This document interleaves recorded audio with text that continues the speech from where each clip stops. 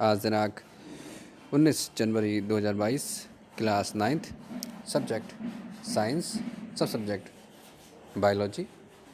Dear students, आज का हमारा टॉपिक है ozone layer and ozone depletion. प्यारे बच्चों, बात अगर ओजोन की हो रही है तो ओजोन का जो सूत्र है वो O3 होता है, अर्थात ऑक्सीजन का अणु ऑक्सीजन के साथ जब क्रिया करता है तब वो ओजोन बनाता है, जिसको हम लोग O3 कहते हैं। ओजोन एक प्राकृतिक गैस है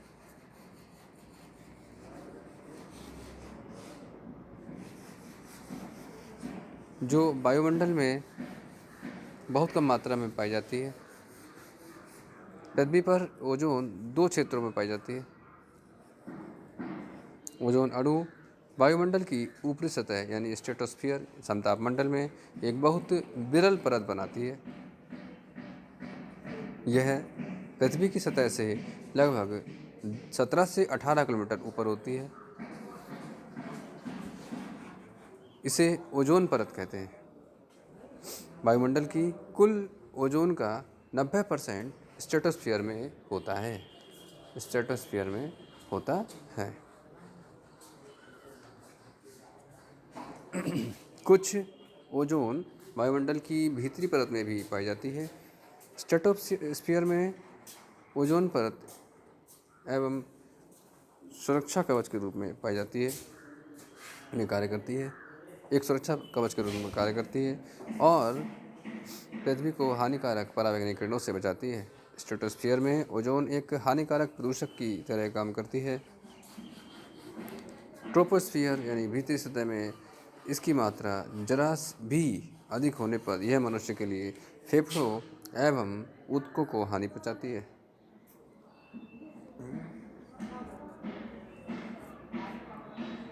एवं पौधों पर भी दुष्प्रभाव डालती है।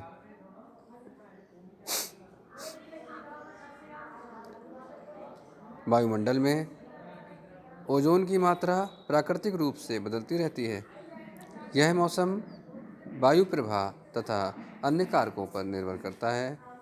करोड़ों वर्षों से प्रकृति ने इसका एक स्थायी संतुलन सीमित कर रखा है। आज कुछ मानवीय क्रियाकलापों के कारण ओजोन परत को क्षति पहुंचाकर वायुमंडल की ऊपरी सतह में इसकी मात्रा कम हो रही है।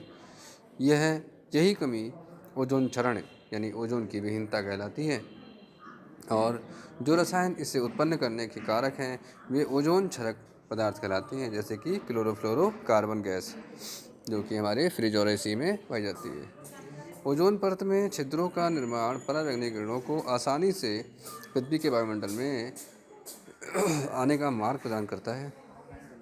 इसका मानवीय स्वास्थ्य पर प्रतिकूल प्रभाव पड़ता है।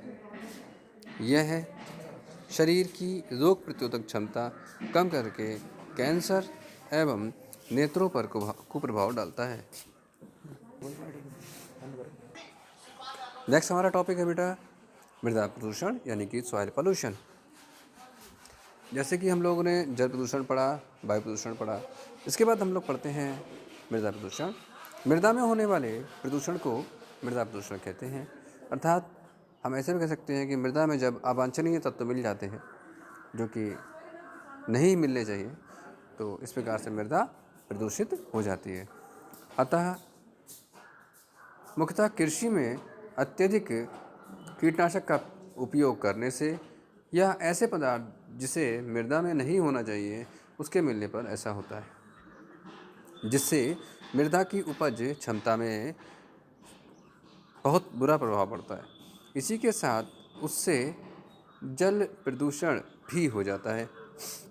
मृदा प्रदूषण के स्रोत क्या हैं, यानी सॉइल प्रदूषण के कौन कौन से सोर्सेस हैं। तो इसमें देखिए मृदा निम्न प्रकार से प्रदूषित होती है। नंबर 1, घरों के कूड़ा करकट तथा अपशिष्ट पदार्थों से मृदा प्रदूषण होता है। दूसरा है उर्वरक तथा कीटनाशक रसायनों के अत्यधिक प्रयोग से मृदा प्रदूषण होता है। तीसरा, कारखानों से निकलने वाले अपशिष्ट पदार्थ मृदा को प्रदूषित करते हैं। चौथा, कीटनाशक पदार्थ व उर्वरकों के अधिक से अधिक प्रयोग से मृदा प्रदूषित हो जाती है। नंबर 5 है पॉलीथीन की थैलियाँ, यानी कि जो पॉलीथीन बैग्स होते हैं, कागज़, सड़ा हुआ भोजन, शीशा, तांबा, पारा आदि मृदा को प्रदूषित करते हैं। मृदा प्रदूषण के प्रभाव। तो मृदा प्रदूषण के प्रभाव निम्न प्रकार से हैं। नंबर 1, मृदा प्रदूषण के कारण फसल उत्पादन कम होता है, और दूसरा है मृदा प्रदूषण से बाढ़ व सूखे की संभावना बनी रहती है। नेक्स्ट पॉइंट है मृदा प्रदूषण का नियंत्रण। तो इसके निम्नलिखित उपाय हैं, किस प्रकार से इसको हम नियंत्रण कर सकते हैं। नंबर 1 है हमारा मृत जंतुओं तथा घरों के कूड़ा करकट को बस्ती से दूर गड्ढों में रख कर मिट्टी से ढक देना चाहिए। दूसरा, खेतों में विषैली दवाओं का छिड़काव कम से कम करना चाहिए। तीसरा, गांव में गोबर गैस प्लांट यानी गोबर गैस संयंत्र लगाने चाहिए। नंबर 4, टिन, एल्युमिनियम, लोहा, कांच आदि ठोस पदार्थों को मिट्टी में नहीं दबाना चाहिए। इनको गलाकर पुनः उपयोग में लाना चाहिए। नंबर 5, पेड़ पौधों तथा वनों के कटाव को रोकना चाहिए। नंबर 6, मृदा अपरदन को रोकने के लिए घास तथा छोटे पौधे लगाने चाहिए। नेक्स्ट पॉइंट हमारा मृदा अपरदन, सॉइल इरोजन, मतलब सॉइल का एक स्थान से दूसरे स्थान पर जाना ही सॉइल इरोजन कहलाता है। जब पानी का तेज बहाव या तेज पवन मिट्टी को एक स्थान से दूसरे स्थान पर ले जाती है तो इसे मृदा का अपरदन कहते हैं। मृदा अपरदन रोकने के लिए वृक्षों का कटाव रोकना चाहिए। खेतों की मेड़ों पर वृक्ष लगाने चाहिए जिससे पानी मिट्टी को बहाकर दूसरे स्थान पर नहीं ले जा पाए। इस प्रकार डियर स्टूडेंट्स, हम लोगों को ये दोनों टॉपिक कॉपी पे नोट करने हैं, साथ साथ इसे याद भी करना है। ठीक है, थैंक यू सो मच।